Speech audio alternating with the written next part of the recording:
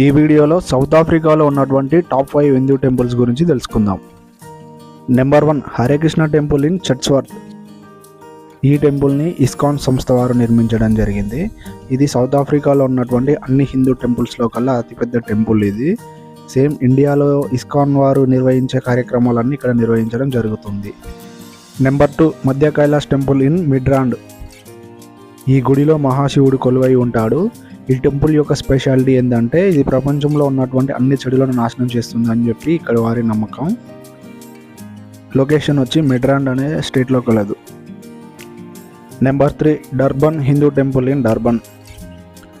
South ఆఫ్రికాలో ఉన్న అతి ప్రాచీనమైన టెంపుల్ ఇది. టెంపుల్ని 1875లో ఇండియా నుంచి సౌత్ ఆఫ్రికాకి మైగ్రేట్ అయిన పీపుల్స్ నిర్మించడం జరిగింది. ఈ టెంపుల్స్లో మొత్తం 3 కాంప్లెక్స్లు ఉంటాయి. ఒకటి శివునికి సంబంధించింది, రెండవది ద్రౌపదికి సంబంధించింది, మూడవది మరియమ్మన్ అనే దేవతకు సంబంధించింది. Number 4 Melrose temple in Johannesburg.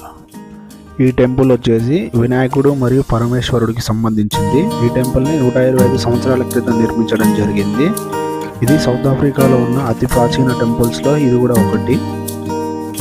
Number 5 Shri Ayyappa క్షేత్రం ఇన్ సెంచురియన్.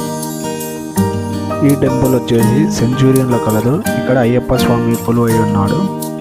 శబరిమలలో జరిగే పూజలు ఎలా జరుగుతాయో ఇక్కడ సెంచురియన్లో కూడా అదే విధంగా జరుగుతాయి. Thank you for watching. Please subscribe to my channel.